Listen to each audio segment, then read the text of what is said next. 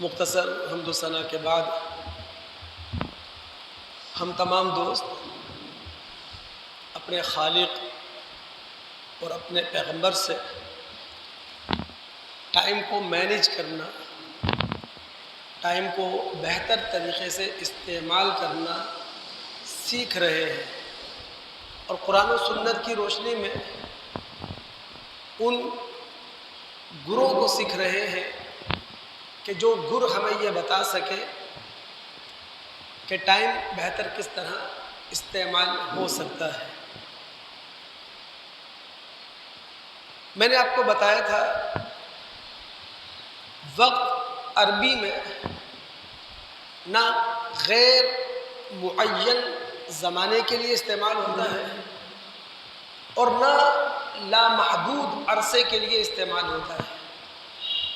عربی میں وقت کہتے ہیں کسی بھی کام کی مقررہ مدت کا آخری لمحہ، آخری حد۔ ہم وقت کے اس لغوی معنی کو گہرے انداز میں سمجھنے کے لیے سورہ اعراف کی آیت نمبر 187 میں اترتے ہیں۔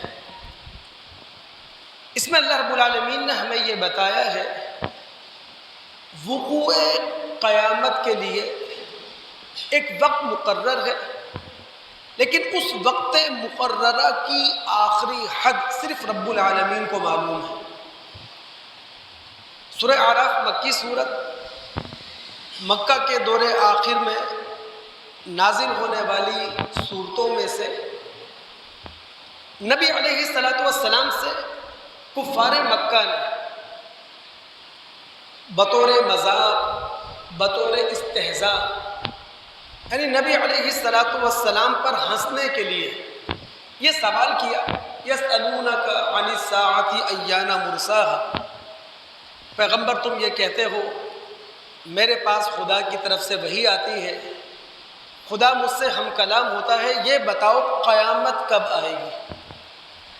اللہ رب العالمین نے نبی علیہ السلام سے کہلوایا قل انما علمها عند ربی، اے رسول آپ کہہ دیجئے قیامت کا علم صرف اللہ رب العالمین کو ہے، لا یجلیها لوقتها الا هو، اور اس کا وقت جب آئے گا رب العالمین قیامت کو ظاہر کر دے گا، تو قیامت کے وقوع کے لیے ایک مدت تو مقرر ہے، لیکن اس کا آخری لمحہ، اس کا آخری سیکنڈ، اس کا علم اللہ رب العالمین کو ہے، اس کے سوا کسی کو نہیں۔ یہی بات اللہ رب العالمین نے سورہ نبا کی آیت نمبر 17 میں کہی، ان یوم الفصل کان میقاتا، فیصلے کا دن مقرر شدہ ہے، یعنی اس کا آخری لمحہ صرف رب العالمین جانتا ہے، قیامت کب واقع ہوگی، اس کا وقوع کب ہوگا، اس کا علم صرف رب العالمین کو ہے، اس کے سوا کسی کو نہیں ہے۔ لیکن قیامت قائم ہوگی، کائناتی عدالت لگے گی، اللہ رب العالمین کا ربوبیت کا پورا اہتمام، اللہ رب العالمین کا پرورش کا پورا انتظام اس بات پر گواہ ہے، اس بات کی شہادت دے رہا ہے کہ اللہ رب العالمین ایک کائناتی عدالت لگائیں گے۔ زمین ہمارے لیے فرش ہے، پہاڑ زمین کے لیے میخوں کے طور پر گڑے ہوئے ہیں۔ رب العالمین نے ہم انسانوں کو پیدا کیا مرد اور عورت کے جوڑوں میں، رب العالمین نے رات کو پرسکون بنایا ہماری نیند کے لیے، دن کو روشن بنایا ہمارے کام کے لیے، رب العالمین نے آسمان پر سورج نامی چراغ جلا دیا جو روشن بھی ہے اور جو گرم بھی ہے، جس کی گرمائش سے، جس کی حرارت سے زمین کے پانی کے ذخیرے میں جو پانی کے ذخیرے ہیں، پانی بھاپ بن کر اوپر جاتا ہے اور مخصوص ٹیمپریچر پر وہی بھاپ بنا ہوا پانی بارش کی شکل میں برس پڑتا ہے، گھنے باغات پیدا ہو جاتے ہیں، غلہ ہمیں مل جاتا ہے، سبزیاں ہمیں مل جاتی ہیں، تو رب العالمین فرماتے ہیں یہ پورا پرورش کا انتظام، یہ پورا اہتمام ربوبیت اس بات پر گواہ ہے ان یوم الفصل کان میقاتا، کہ فیصلے کا دن مقررہ وقت پر آئے گا۔ میں نے پچھلے جمعے آپ سے کہا تھا کہ اپنے نبی محمد الرسول اللہ صلی اللہ علیہ وسلم کو جدید اصطلاح کی روشنی میں موٹیویشنل اسپیکر کی حیثیت سے پڑھا کریں۔ نبی صلی اللہ علیہ وسلم کی جو حدیثیں ہیں، نبی علیہ السلام کی جو فرامین ہیں، آپ کے جو ارشادات ہیں، ان کو موٹیویشنل اسپیکر، کہ آپ صلی اللہ علیہ وسلم موٹیویشنل اسپیکر ہیں، اللہ کے رسول ہمارے اندر تحریک پیدا کر رہے ہیں، اللہ کے رسول ہمارے اندر ترغیب پیدا کر رہے ہیں، اور اللہ کے رسول ہم سے گفتگو کر رہے ہیں۔ یہ جدید انداز ہے اپنے رسول کی باتوں کو سمجھنے کا۔ اب ایک معروف روایت میں آپ کے سامنے رکھتا ہوں، گہرائی میں اتریں کہ رسول اللہ صلی اللہ علیہ وسلم نے موٹیویشنل اسپیکر کی حیثیت سے دنیا اور آخرت کے حوالے سے کتنا گہرا مضمون ہے جو ہم مسلمانوں کو دیا ہے۔ بخاری مسلم کی روایت ہے، انس رضی اللہ تعالیٰ عنہ اس کے راوی ہیں، نبی علیہ السلام نے فرمایا یتبع المیت ثلاث، انسان دنیا سے رخصت ہوتا ہے، اس کے جنازے کے ساتھ 3 چیزیں جاتی ہیں، 2 چیزیں تدفین کے بعد واپس آ جاتی ہیں، ایک چیز تدفین کے بعد بھی قبر میں ساتھ ہوتی ہے۔ 3 چیزیں کون سی جاتی ہیں؟ نمبر 1 اہلہ، گھرانہ جاتا ہے، فیملی جاتی ہے۔ اب وہ فیملی چاہے اصل سے ہو، باپ بھائی، چاہے فرا سے ہو، بیٹے پوتے، ومالہ، مرنے والے کے ساتھ اس کا مال بھی جاتا ہے کسی نہ کسی شکل میں، یا یوں کہہ سکتے ہیں کہ ابھی تک پراپرٹی اسی کے نام ہے، مال بھی اس کے ساتھ جاتا ہے۔ تیسری چیز وعملہ، وہ عمل بھی ساتھ جاتا ہے جس عمل کے لیے رب العالمین نے ہر انسان کو موقع دیا ہے، ہر انسان کو مہلت دی ہے، ہر انسان کو ٹائم دیا ہے۔ تدفین کے بعد فیرجع اہلہ ومالہ، گھر والے بھی واپس آ گئے، مال بھی واپس آ گیا، ایک چیز باقی رہ گئی، وہ کیا ہے؟ وَيَبْقَى عَمَلُهُ، انسان کا عمل، جس عمل کو کرنے کے لیے انسان کو وقت دیا گیا، انسان کو زندگی دی گئی، انسان کو مہلت دی گئی، انسان کو فرصت کے لمحات دیے گئے۔ دنیا کی سب سے قیمتی چیز وہ وقت ہے، یعنی یہ سمجھ لیں وقت یہ وہ دولت ہے جو سب سے قیمتی ہے۔ عربوں کے ہاں ایک مقولہ ہے، الوقت السیف القاطع، وقت کاٹنے والے تلوار کی طرح ہے۔ اب وقت کاٹنے والی تلوار کی طرح ہے، ہم اس وقت کو صحیح استعمال کر کے فاتح بھی بن سکتے ہیں، اور آسمانی بادشاہت میں اپنا محل بھی تعمیر کروا سکتے ہیں، اور اس کاٹنے والی تلوار کا غلط استعمال کر کے ہم ذلت کے اندھیروں میں بھی اتر سکتے ہیں، قبر کی ضلالتوں کے اندر بھی زندہ درگور ہو سکتے ہیں۔ ایک اور عربی مقولہ ہے جو سمجھنے سے تعلق رکھتا ہے کہ وقت کتنی قیمتی چیز ہے۔ میں نے کہا سب سے قیمتی دولت وقت ہے۔ عرب کہتے ہیں من قرع بابا الج ولج، جس شخص نے دروازے پہ دستک دی، دروازہ کھلوانے کی کوشش کی، دروازہ کھلوا کر وہ اندر جا بھی سکتا ہے۔ یعنی ہم سب اپنے وقت کا صحیح، درست اور تعمیری استعمال کر کے کامیابی کا دروازہ کھٹکھٹا بھی سکتے ہیں، کامیابی کا دروازہ کھلوا بھی سکتے ہیں، اور کامیابی کی دنیا کے اندر قدم بھی رکھ سکتے ہیں۔ بس کرنا یہ ہے اپنے وقت کو قیمتی بنائیں، اپنے وقت کی قدر کرنا ہم سیکھیں، نصب العین اور زندگی کے مقصد کو ملحوظ خاطر رکھیں، اور ٹائم ویسٹر تلاش کریں کہ ہمارا ٹائم کہاں تباہ ہو رہا ہے، ہمارا وقت کہاں ضائع ہو رہا ہے۔ ایک نصیحت اپنے لیے اور تمام مسلمانوں کے لیے کہ ہم تمام مسلمان اپنی جوانی کو قیمتی سمجھیں بڑھاپا آنے سے پہلے. ہم تمام مسلمان اپنی صحت کو قیمتی سمجھیں بیماری آنے سے پہلے. ہم تمام مسلمان اپنی زندگی کو قیمتی بنائیں موت آنے سے پہلے. اب دوستو جتنی بھی گفتگو آگے میں کروں گا اختتام جمعہ تک وہ 2 لفظوں کی روشنی میں کروں گا، اور قرآن کے ان دونوں الفاظ کا مطلب ہے مہلت عمل.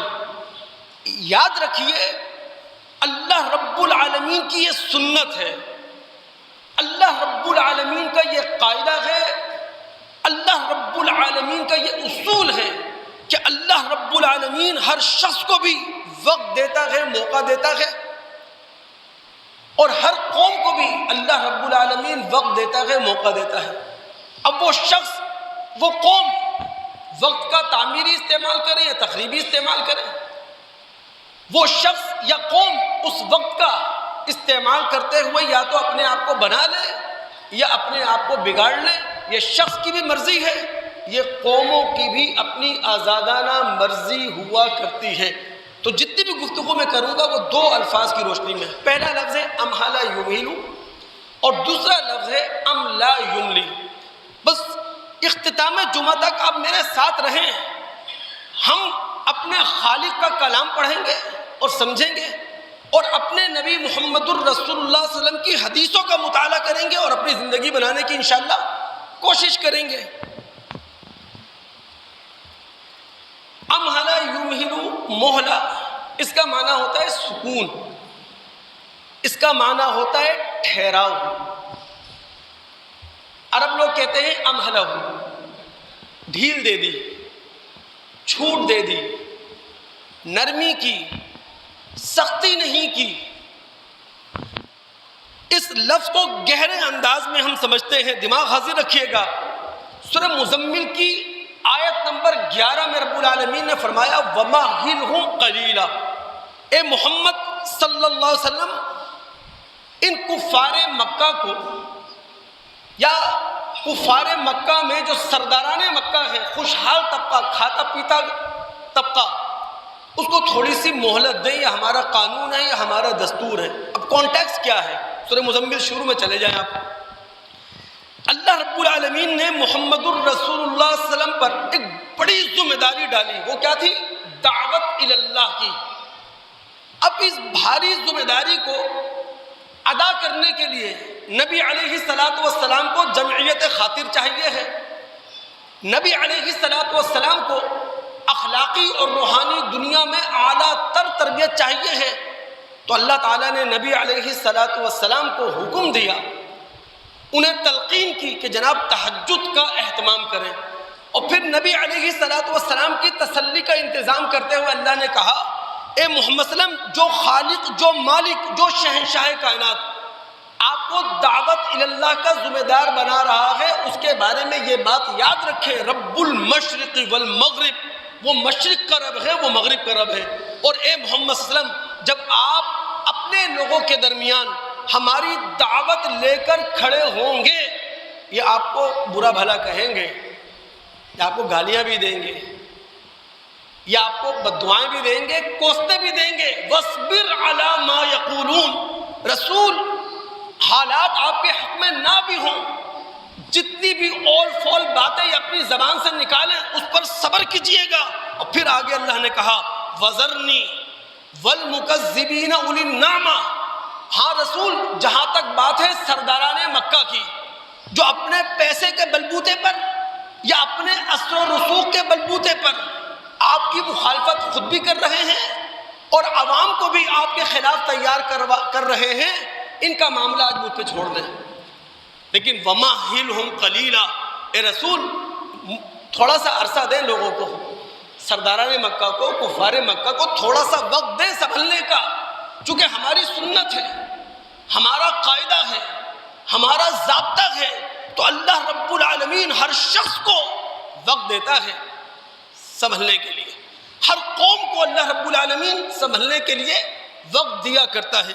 اب ایک حدیث کا مطالعہ کریں، اور میں پھر کہہ رہا ہوں اپنے رسول کو صرف رسول اور نبی نہ سمجھیں، بلکہ جدید اصطلاح کی روشنی میں اپنے نبی علیہ السلام کو موٹیویشنل اسپیکر کی جگہ رکھے کہ ہمارا رسول اپنے ارشادات سے ہمیں تحریک دے رہا ہے، ہمارا رسول اپنے اقوال سے ہمارے اندر زندگی کی نئی روح پھونک رہا ہے۔ مسند احمد، ترمذی، سنن دارمی کے حوالے سے مشکات میں روایت ہے، ابو بکر رضی اللہ تعالیٰ عنہ راوی ہے، نبی علیہ السلام نے نبی علیہ السلام سے ایک شخص نے پوچھا، اللہ کے رسول یہ بتائیے ای الناس خیر، کون سا شخص سب سے بہتر ہے؟ تو آپ نے فرمایا من طال عمرہ، جس کو لمبی عمر مل جائے، جس کو لمبی مدت مل جائے، جس کو زیادہ وقت مل جائے، اور پھر وحسن عملہ، لمبی عمر پانے کے بعد، زیادہ وقت پا لینے کے بعد، زیادہ مہلت پا لینے کے بعد وہ اپنے ٹائم کو اس طور پر مینیج کرے کہ اس کے اعمال اچھے ہوں، وہ اپنے وقت کو مینیج کرے، وہ اپنے وقت کی منصوبہ بندی کرے، اپنے وقت کا کچھ حصہ اپنے خالق کے لیے، اپنے وقت کا کچھ حصہ اپنے اور اپنے گھر والوں کے لیے، اپنے وقت کا کچھ حصہ اپنے کاروبار کے لیے، اور اپنے وقت کا کچھ حصہ اپنے تعلقہ داروں کے لیے، وہ شخص بہتر ہے۔ پھر نبی علیہ السلام سے پوچھا گیا، اللہ کے رسول یہ بتائیے ای الناس شر، بدتر انسان کون ہے؟ تو اب غور کیجئے گا، محمد صلی اللہ علیہ وسلم موٹیویشنل اسپیکر، اللہ کے رسول ٹائم مینجمنٹ کی بات کر رہے ہیں۔ جب اللہ کے رسول سے پوچھا گیا کہ جناب یہ بتایا جائے بدتر انسان کون ہے، تو نبی علیہ السلام نے فرمایا من طال عمرہ، جس کی عمر زیادہ ہو، جس کو ٹائم زیادہ ملے، جس کو وقت زیادہ ملے، لیکن وساء عملہ، وہ اپنے ٹائم کو بہتر مینیج نہ کرے، وہ اپنے ٹائم کی بہتر منصوبہ بندی نہ کرے، اپنی ذات میں کھویا رہے، اپنے کاروبار میں کھویا رہے، اسے نہ اپنے برادری کی فکر ہو، نہ اسے اپنی قوم کی فکر ہو، اور نہ اسے اپنے خالق کی فکر ہو، اور نہ اسے اپنے نبی محمد الرسول اللہ کی سیرت کی فکر ہو، یہ شخص بدتر ہے۔ اگر آپ کے دو دماغ حاضر ہیں دوست، ایک بات رسول اللہ صلی اللہ علیہ وسلم کی حدیث کی روشنی میں کہنے لگا ہوں، بس کوشش کریں کہ اس بات کو دل پر تحریر کریں اور ہم سب عمل کرنے کی اللہ میں توفیق دیں۔ دوستو، اگر کسی شخص کو دوسرے شخص کے مقابلے میں زیادہ وقت مل گیا، کسی قوم کو دوسری قوم کے مقابلے میں زیادہ وقت مل گیا، تو جس قوم کو زیادہ وقت مل رہا ہے نا، وہ اس کے لیے خدا کی طرف سے سرپرائز ہے، وہ اس کے لیے اللہ رب العالمین کی طرف سے گولڈن چانس ہے، وہ اپنے اجر میں بھی اضافہ کر سکتا ہے اور آسمانی بادشاہت میں بھی اپنے مقام کو بلند سے بلند تر کر سکتا ہے۔ ابو داؤد اور نسائی کے حوالے سے ایک روایت ہے مشکات کے اندر، عبید اللہ بن خالد رضی اللہ تعالیٰ عنہ، وہ اس روایت کے راوی ہیں، وہ کہتے ہیں آخر نبی صلی اللہ علیہ وسلم بین رجلین، نبی صلی اللہ علیہ وسلم نے دو افراد کے درمیان مواخات کروائی، اور ہم سب جانتے ہیں اللہ کے رسول نے نظریاتی بھائی کہاں بنایا تھا؟ مدینہ میں۔ اللہ کے رسول نے دو افراد کے درمیان، دو مسلمانوں کے درمیان مواخات کروائی، انہیں نظریاتی بھائی بنا دیا، ان میں سے ایک شہید ہو گیا اور دوسرا ایک ہفتے کے بعد انتقال کر گیا، جنازہ پڑھا گیا دوسرے شخص کا۔ اللہ کے رسول نے جنازے کے بعد اپنے صحابہ سے پوچھا تم نے کیا دعا کی؟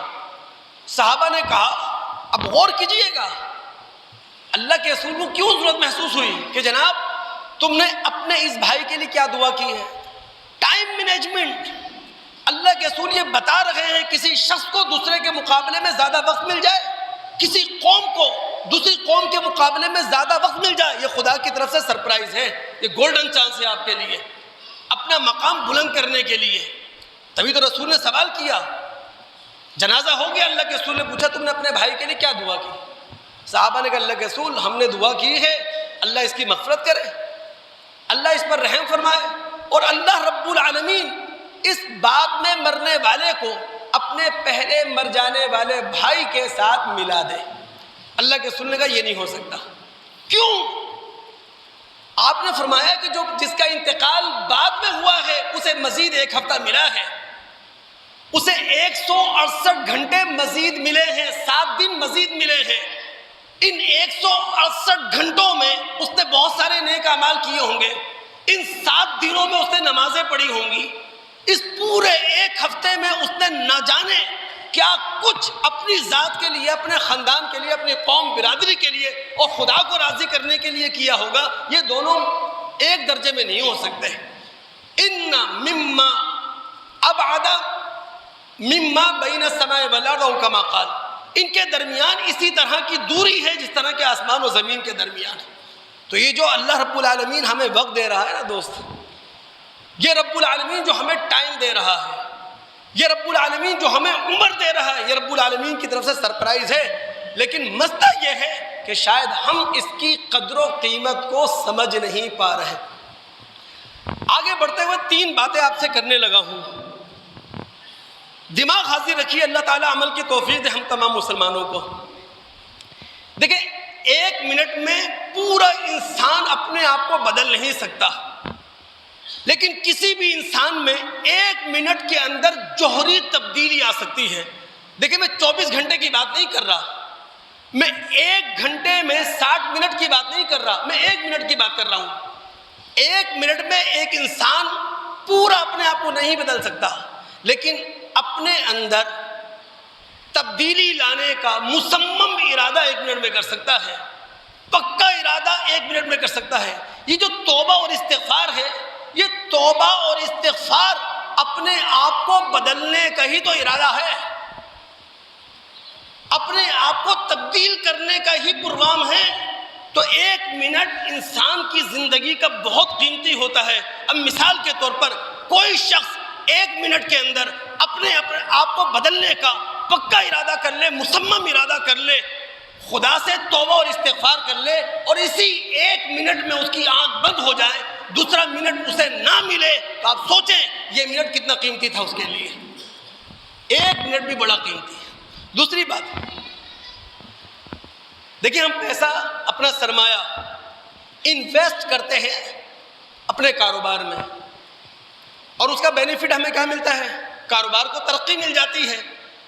میں اپنے تمام مسلمان دوستوں سے, بھائیوں سے کہوں گا, ہم سب اللہ سے عہد کریں, انشاءاللہ ہم وقت کی دولت کو اپنے ذات پر انویسٹ کریں گے. انشاءاللہ وقت کی دولت کو اپنی ذات پر انویسٹ کریں گے. اگر وقت کی دولت کو ہم نے اپنی ذات پر خرچ کرنا شروع کر دیا, اللہ کی قسم مذہب کی اصطلاح میں ہمارے پاس اخلاص کی دولت ہوگی, نفسیات کی اصطلاح میں ہمارے اندر سنجیدگی ہوگی, اور اخلاقیات کی اصطلاح کے اندر انشاءاللہ ہم بردبار ہوں گے.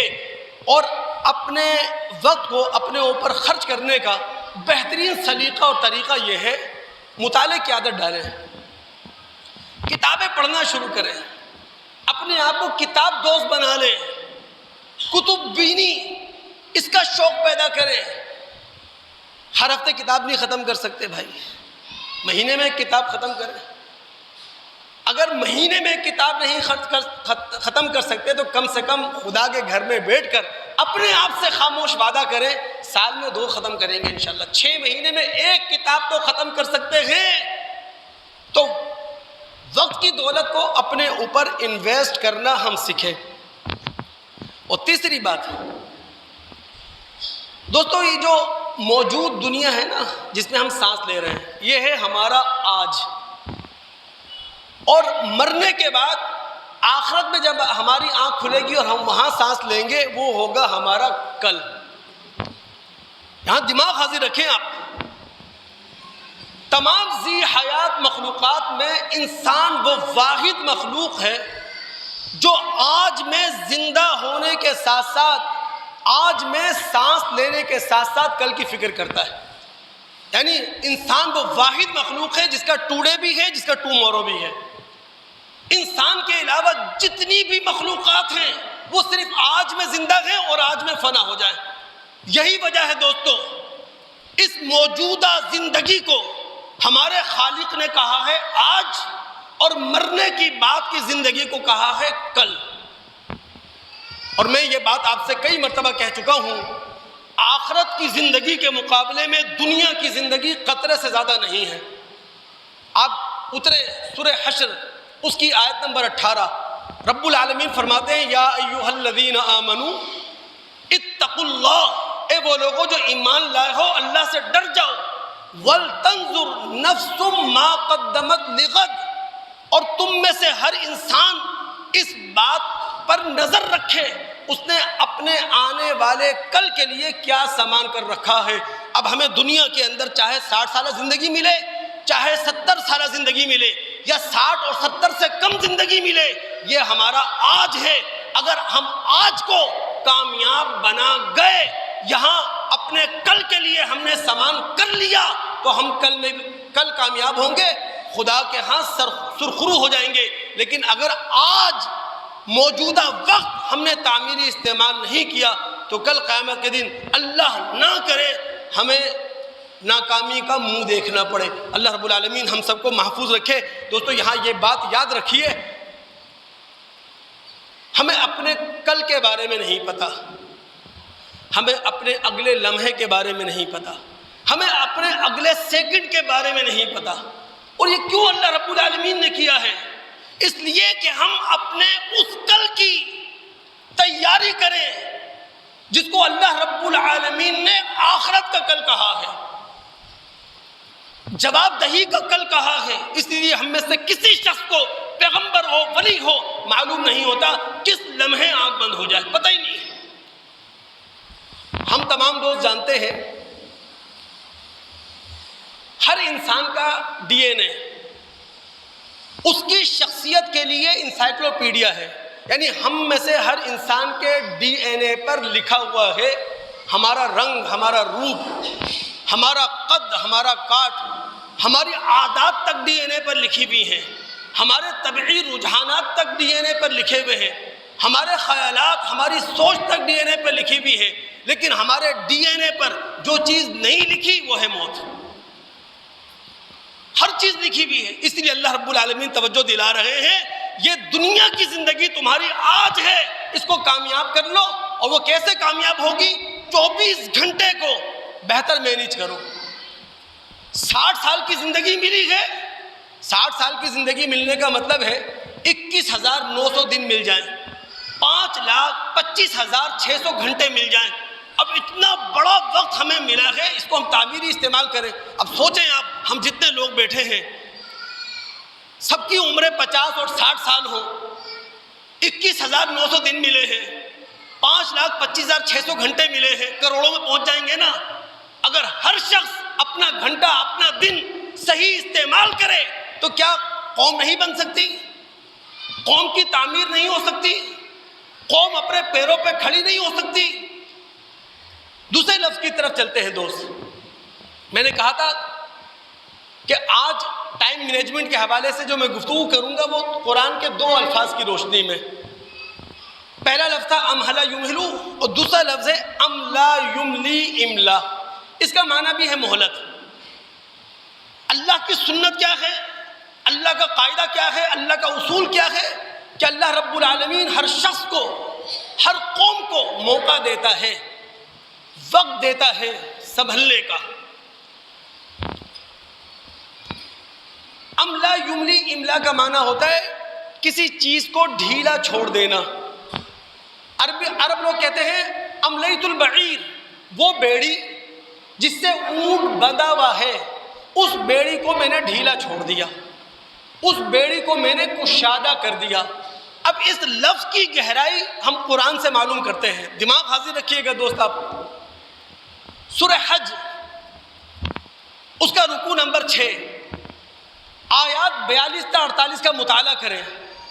اللہ رب العالمین نے محمد الرسول اللہ اور آپ کے اصحاب کو تسلی دی ہے، اور وہ تسلی کیا ہے؟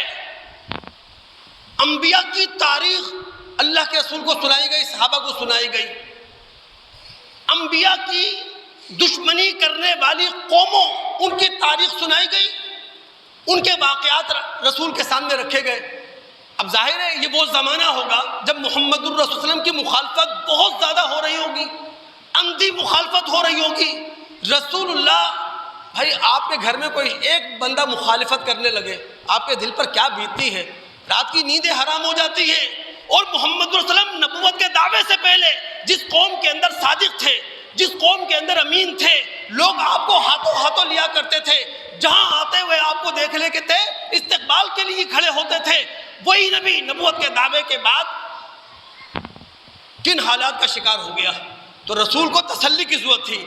اللہ رب العالمین نے فرمایا وَإِن يُكَذِّبُوكَ فَقَدْ كَذَّبَتْ قَبْلَهُمْ قَوْمُ نُوحٍ وَعَادٍ وَثَمُودَ۔ اے رسول، آپ پہلے رسول نہیں ہیں جن کو آپ کی قوم جھٹلا رہی ہے، آپ سے پہلے قوم نوح، قوم عاد، قوم سمود، قوم ابراہیم، قوم لوط، قوم مدین، قوم فرعون اپنے نبیوں کو جھٹلا چکے ہیں۔ لیکن ہماری سنت، ہمارا قاعدہ یہ ہے فَأَمْلَيْتُ لِلْكَافِرِينَ، ہم انکار کرنے والوں کو، ہم جھٹلانے والوں کو، ہم سچائی پہ پردہ ڈالنے والوں کو ڈھیل دیتے ہیں، سدھرنے کا موقع دیتے ہیں، انہیں وقت دیتے ہیں تاکہ وہ ٹائم کو مینیج کر سکیں، وقت کا بہتر استعمال کر سکیں، اور ہمارے دیے ہوئے وقت اور ہماری دی ہوئی مہلت سے جو قوم فائدہ نہیں اٹھاتی ثم اخذتهم، پھر ہم برے طریقے سے پکڑتے ہیں۔ فکیف کان نکیر، تاریخ پڑھ کر دیکھو جنہوں نے نبیوں کو جھٹلایا ان کا کیا انجام ہوا۔ آثار قدیمہ کے کھنڈرات جا کے سیر کر لو، پتہ چل جائے گا نبیوں کو جھٹلانے والوں کا انجام کیا ہوا۔ اب دماغ اگر آپ حق کے حاضر ہوں، میں جو بات کرنے لگا ہوں وہ صرف پاکستانی قوم کے لیے خاص طور پر کرنے لگا ہوں، چونکہ اللہ رب العالمین ہم پاکستانی مسلمانوں کو یہ سمجھا دے، کاش وہ سمجھنے کی توفیق عطا فرما دے کہ دن کے 24 گھنٹے اور ایک دن کی دن اور راتوں کس طرح تعمیری طور پہ استعمال کرتے ہیں۔ پاکستان کو بنے ہوئے 77 سال ہو چکے ہیں، جس کا مطلب یہ ہے ہم پاکستانی قوم کو 28,000 دنوں سے زیادہ مل چکے ہیں، ہمیں 6,72,000 گھنٹوں سے زیادہ گھنٹے مل چکے ہیں۔ اب 77 سال 28,000 سے زیادہ دن ملے ہیں، 6,72,000 سے زیادہ گھنٹے ملے ہیں، اب بھی ہم اپنے آپ کو نہیں سدھار سکے۔ نہ ہمارا سیاسی قبلہ درست ہے، نہ ہمارا مذہبی قبلہ درست ہے۔ معذرت کے ساتھ کبھی پارا چنار میں شیعہ سنی کے فسادات کی وجہ سے وہ غزہ بنا ہوا ہوتا ہے، کبھی گلگت بلتستان وہاں شیعہ سنی فسادات کی وجہ سے وہ غزہ بنا ہوا ہوتا ہے، اور زمانے قدیم میں اتر جائیں آپ، یہی شہر کراچی شیعہ سنی فسادات کی نظر ہوا اور غزہ بنا ہے کئی مرتبہ، اور اب ہم کھلی آنکھوں سے معذرت کے ساتھ روزانہ ہر دوسرے مہینے میں یا تھوڑے عرصے کے بعد دیکھ رہے ہیں پاکستان کا جو کیپٹل سٹی ہے، دارالخلافہ ہے، وہ مقبوضہ کشمیر بن جاتا ہے، وہ کنٹینروں کا شہر پناہ بن جاتا ہے، خندقیں کھود دی جاتی ہیں۔ میں جو بات سمجھانا چاہ رہا ہوں وہ یہ پاکستانی قوم نہیں سمجھے گی اپنے رسول سے، اپنے خالق سے، تو اسی طرح بھٹکتی رہے گی۔ ہر نعرہ آپ کو اپنے پیچھے لے چلتا ہے، ہر تقریر آپ کو متاثر کر دیتی ہے۔ خدا کا خوف کرے، ہم قرآن پڑھنے والے ہیں، ہمارے پاس قرآنی شعور نہیں ہے، ہم خاتم النبیین محمد صلی اللہ علیہ وسلم پر ایمان رکھنے والے ہیں، ہمیں اپنے رسول سے شعور حاصل نہیں ہوا۔ ہر نعرہ، ہر تقریر ہم پیچھے دوڑ پڑتے ہیں، کبھی دھرنے، کبھی ملین مارچ، کبھی لانگ مارچ۔ کیا ڈرامے ہیں پاکستان، دنیا کے کسی مہذب ملک میں یہ ڈرامے دیکھتے ہیں ہم قرآن کے ماننے والے ہیں، اس ملک میں رہنے والے جو اللہ رسول، جو لا الہ الا اللہ کے نام پر بنا. جو بات سمجھانا چاہتا ہوں وہ سمجھیے. ہمیں اپنے رسول سے سیکھنے کی ضرورت ہے. ہوا کیا؟ غلط طور پر ہم نے اپنے نبی علیہ الصلوۃ والسلام کو ریولوشنری پرسن بنا دیا. ایسا انقلابی، معذرت کے ساتھ میرے منہ میں خاک، لیکن نقل کفر نہ باشد، ہم نے اپنے رسول کو ریولوشنری پرسن بنا دیا، ایسا انقلابی جس کے پاس صرف جذبات ہوتے ہیں، عقل نہیں ہوتی. نعوذ باللہ من ذالک، جو اندھے فیصلے کرتا ہے. حالانکہ ہمارے رسول ایوولوشنری پرسن تھے، پھونک پھونک کر قدم رکھنے والے. ہمارے رسول گراؤنڈ ریئلٹی کو سامنے رکھ کر، زمینی حقیقتوں کو سامنے رکھ کر فیصلے کرنے والے تھے. جب تک اپنے رسول سے نہیں سیکھیں گے تبدیلی کیسے آتی ہے، جب تک اپنے رسول سے نہیں سیکھیں گے شخص کیسے بدلتا ہے، حالات یہی رہیں گے. دنیا میں مذاق اڑ رہا ہے، بھارت کا پورا میڈیا تھو تھو کر رہا ہے پاکستانیوں پر. روزانہ غزہ بنا ہوا ہوتا ہے، مقبوضہ کشمیر بنا ہوا ہوتا ہے، آپ کا کیپٹل سٹی. یہ صرف اس لیے کہ ہم نے اپنے خالق اور اپنے رسول سے سیکھنے کی کوشش نہیں کی. ہمارا رسول ایوولوشنری پرسن تھا، پھونک پھونک کر قدم رکھنے والا، ارتقائی منازل طے کرنے والا. رسول نے نبوت کا دعویٰ کیا. غور کیجئے گا آپ کے رسول کی پالیسی، نبوت کا آپ نے دعویٰ کیا. ایک ایک شخص کو بتا رہے ہیں قولوا لا الہ الا اللہ، لا الہ کہہ لو تفلحوا، کامیاب ہو جاؤ گے.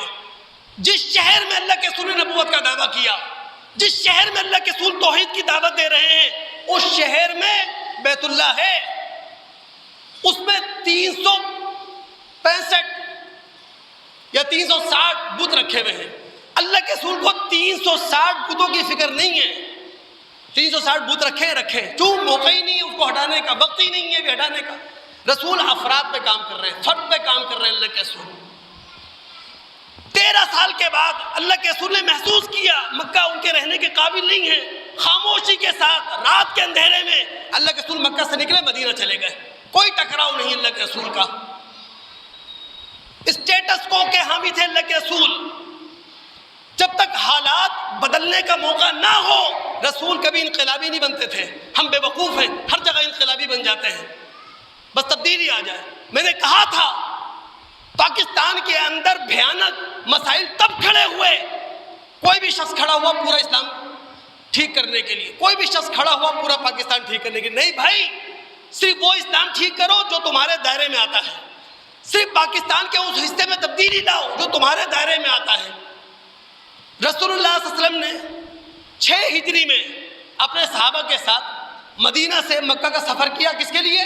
عمرہ کرنے کے لیے. عمرہ نہیں کرنے دیا گیا. ایسا ہی ہے نا، 1400 صحابہ تھے، رسول نہیں لڑے، صلح حدیبیہ کیا اور واپس چلے گئے. 1 سال کے بعد اللہ کے رسول واپس آئے 7 ہجری میں عمرہ کرنے کے لیے اپنے صحابہ کے ساتھ. یاد رکھیے صلح حدیبیہ کو 1 سال گزر گیا. رسول اللہ آئے، عمرہ کیا، آپ نے طواف کیا جس بیت اللہ کا، اس بیت اللہ میں 360 بت رکھے تھے. یہ ہے اسٹیٹس کو. رسول ٹکراؤ کی پالیسی کے حامی نہیں تھے، لڑنے کی پالیسی کے حامی نہیں تھے. ہم بیوقوف بنے ہوئے قبریں بنا لیتے ہیں، شہداء کی تعداد بڑھاتے ہیں، پھر سیاسی پوائنٹ اسکورنگ ہوتی ہے. اللہ رحم فرمائے. یہ حزب اقتدار، یہ حزب اختلاف جو عوام کا نعرہ لگاتے ہیں، عوام کی بات کرتے ہیں، انہوں نے 90,000 ارب روپے کا مقروض بنایا ہوا ہے ہم کو. پاکستانی قوم 90,000 ارب کی مقروض ہے. پاکستان کا ریاستی سسٹم قرضے کے فیول سے چلتا ہے. خدا را سمجھیں، مذہبی شعور اپنے اندر پیدا کریں، سیاسی شعور اپنے اندر پیدا کریں. ہر نعرے کے ساتھ نہ ہو لیں، ہر تقریر سے متاثر نہ ہو جائیں. ہم پاکستانیوں میں سے کون نہیں جانتا 77 سال سے پاکستان میں مقتدرہ کون ہے؟ جانتے ہیں نا ہم. پاکستان میں 77 سال سے حکومت اصل میں کون کر رہا ہے ہم جانتے ہیں. ڈوریاں کہاں سے ہلائی جانتی ہیں ہم سب جانتے ہیں. او بھائی، مسئلے کا حل یہ ہے، جتنی بھی سیاسی جماعتیں ہیں یہ بیٹھیں یہ پاکستان کی اسٹیک ہولڈرز ہیں، یہ میثاق جمہوریت کریں، یہ میثاق سیاست کریں۔ جب تک پاکستان کی سیاسی جماعتیں اپنی ذمہ داری کو نہیں سمجھے گی، پاکستان کے حال یہی رہیں گے۔ اللہ تعالیٰ رحم فرمائے۔ یہ بات میں نے اس لیے کہی کہ ہم نے نبی علیہ السلام سے سیکھا نہیں، آپ ریولوشنری پرسن نہیں تھے، آپ ایوولوشنری پرسن تھے۔ نبی علیہ السلام گراؤنڈ ریالٹی کو سامنے رکھ کر کوئی فیصلہ کرتے تھے، زمینی حقیقتوں کو سامنے رکھ کر اللہ کے رسول اگلا قدم اٹھایا کرتے تھے، نہ کہ معاذ اللہ کے رسول کی پالیسی لڑنے کی تھی، مرنے کی تھی۔ بس ایک آخری بات میں کہوں گا، ایک دعا ہے ہمارے رسول کرتے تھے، ہم بھی کریں، اللہ تعالیٰ سے مانگے۔ خدا کے پاس دیر ہے اندھیر نہیں ہے، مانگے خدا سے۔ ابو داؤد نسائی کی روایت ہے، عمر بن خطاب رضی اللہ تعالیٰ عنہ کہتے ہیں نبی اسلم 5 چیزوں سے پناہ مانگتے تھے۔ نمبر 1 بزدلی سے اللہ کے رسول پناہ مانگتے تھے۔ نمبر 2 بخل سے اللہ کے رسول پناہ مانگتے تھے۔ نمبر 3 بری عمر سے، نکمی عمر سے پناہ مانگتے تھے۔ نکمی عمر کا مطلب ہم اپنا وقت ضائع کریں، ہم اپنا وقت برباد کریں، جو خدا نے وقت دیا ہوا ہے وہ وقت صحیح استعمال نہ کریں۔ اسی طرح ہمارے رسول صلی اللہ علیہ وسلم دل کے فتنے سے پناہ مانگتے تھے۔ اور آخری بات، ہمارے رسول صلی اللہ علیہ وسلم قبر کے عذاب سے بھی پناہ مانگا کرتے تھے۔ میرا موضوع جاری ہے ٹائم مینجمنٹ پر، انشاءاللہ آئندہ جمعے مزید ہم سیکھیں گے اپنے خالق سے، اپنے رسول سے، کہ اللہ تعالیٰ نے جو عمر ہمیں دے رکھی ہے، جو وقت ہمیں دے رکھا ہے، اس کو کس طرح بہتر استعمال کر سکتے ہیں۔ السلام علیکم ورحمۃ اللہ وبرکاتہ۔